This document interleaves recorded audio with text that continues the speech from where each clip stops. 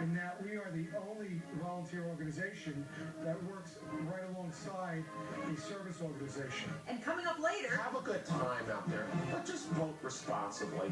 Make sure that you have the appropriate equipment on your boat, that your boat's inspected, that you have flares. Stay with us. We'll be right back. The U.S. Coast Guard Auxiliary today celebrates its 75th anniversary. Joseph Orlick, an active member of the Coast Guard Auxiliary, rejoined the service after the events of September 11th. I felt I wanted to do something that was worthwhile. That was basically hopefully making a difference after what our country suffered in 2001. So that's the reason I joined. I wanted to find something that could make a difference, and we are unique in that we are the only volunteer organization that works right alongside a service organization. The Coast Guard Auxiliary is different than the Coast Guard for a few reasons. One being the auxiliary members are volunteers, and the other major reason is the way they enforce the law. The main difference between the Coast Guard and the Coast Guard Auxiliary is that we are volunteers that perform all the same duties of the Coast Guard except for law enforcement. We have no law enforcement function, but we do many of the same exact jobs. As far as the search and rescue, we see in this time of limited resources to have people in the community step up and play such a vital function, it's amazing. Founded in 1939, the Coast Guard Auxiliary was organized to defend our coastline from possible invasion during World War II. Since then, they continue to protect our shores. Back in 1939, the formation of the auxiliary occurred through an act of Congress.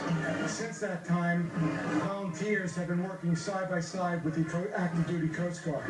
In fact, back during World War II, auxiliaries were patrolling these waters for our enemies at that time. Today, we still patrol those waters, looking for enemies at this time. We are under Homeland Security, and we actually are the branch of the Coast Guard, non-military, okay? We're not law enforcement, but we're here to do public safety. In its 75 years, the auxiliary has undergone a few changes.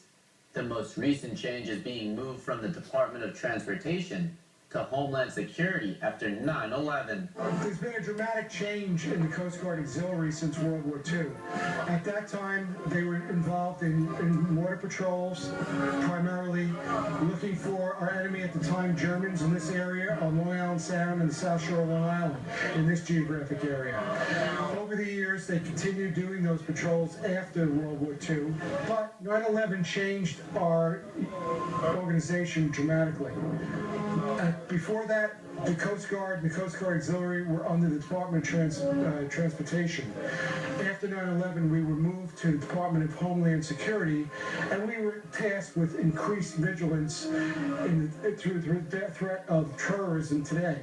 While attacks by sea are less common today, the auxiliary still plays an important role in civilian life. They teach boaters about boating safety and inspect boats to ensure they are up to code. There's vessel examinations. You'll see many of us who do vessel checks on boats. We make sure people have those fire extinguishers, the amount of personal flotation devices, anchor, nav lights, okay? And then we give them a sticker that shows that they've been inspected, and this way they're less apt to get pulled over by the Coast Guard. We teach boating safety classes to the public, as well as do free boat inspections for the public, and also visit marine dealers to keep them advised of the upcoming regulations and provide them with written materials. But that's only the tip of the iceberg. The Coast Guard Auxiliary does a multitude of missions that it would take an hour to describe. Orlick has enjoyed his time in the auxiliary and looks forward to helping people be safe while on the water and in our country. I've had a wide experience in the auxiliary for the past 13 years, and a very enjoyable one.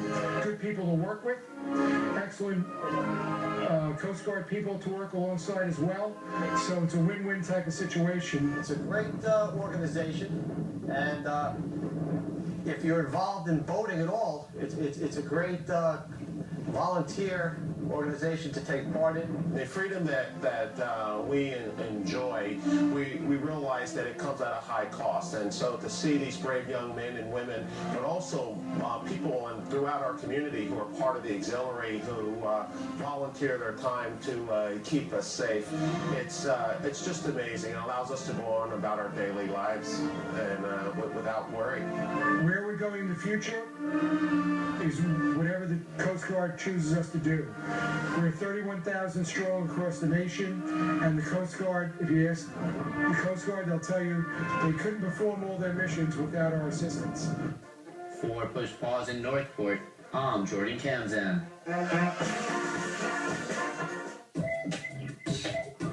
Just vote responsibly.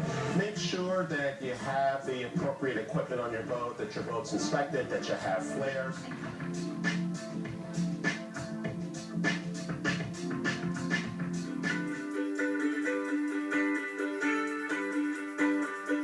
By sea or by land, the Coast Guard Auxiliary wants you to practice boating safety this summer season. Unfortunately, this is around this time a couple years ago, we suffered the horrible tragedy right here in these harbors where the children were lost. And now, since that time, to see increased boater safety, and a big part of that is the enforcement. In 2012, the fatal accident, which resulted in the death of 3 children, was partly attributed to overloading of the boat and the lack of life preservers. 2 aspects the Coast Guard is highlighting this summer. A high emphasis now on speed control and also with overloading of any vessel, no matter what its size. And also, one of the things that we did this year is that when we saw people on a boat, we said, show us your life preservers, because as state law and federal law requires there to be a life preserver on board for every person on that vessel. In order to be fully prepared, the Coast Guard advises having all of the necessary safety procedures and checks in order. The most important part, well, it's all important, is that you have all the required state-mandated equipment that you're supposed to have on a boat. Different size boats require different equipment. But most importantly, you want to make sure you have your fire extinguishers and they're charged up, they're in the green. You want to make sure you have your flares. You want to make sure they're not expired. They expire 42 months from the date of purchase. And, you want to make sure that everybody is aware that how to use it. The Coast Guard Auxiliary wants local residents to be current with certification and information.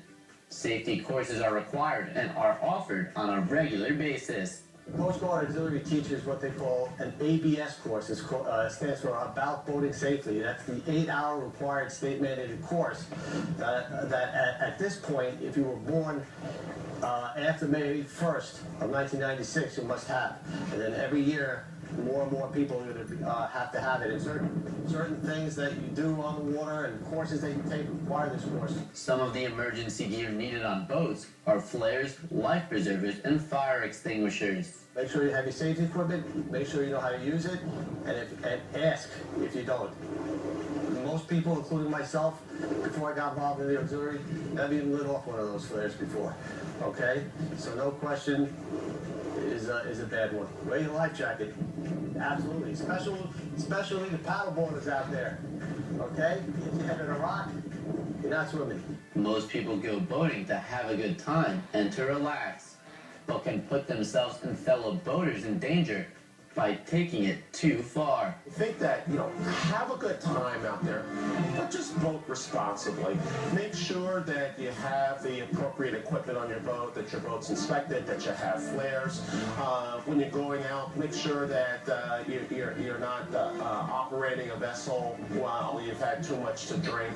And just be considerate of those and follow the rules of the water. And we live in one of the best places on the earth, and so we can all enjoy it. We got a lot of people drinking out there, so they run up ashore. They're not familiar with the waters. So I would suggest, look at a chart.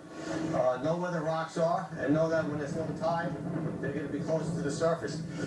We have a lot of that. We have a lot of people running ashore on sandbars, running into rocks, running out of gas. And if they're taking on water, after they hit a rock, and if it's happening at night, it's even more scary. And that's why you want to, teach people how to monitor the radio, how to use channel 16, which is the emergency channel. Dan Picard of the U.S. Coast Guard Auxiliary teaches people the captain of the boat isn't the only person who should know how to work the emergency gear. I have a 12-year-old daughter, Kristen, and she knows what she's talking about because she follows Daddy around and she does the vessel examinations with me. She's a swimmer. She knows how to swim. That's key, all right? But the earlier you start, the better it is. Every time I take another course, I learn more. Doesn't matter how many times you've done it. Forward Push Pause in Northport, I'm Jordan Kamzan.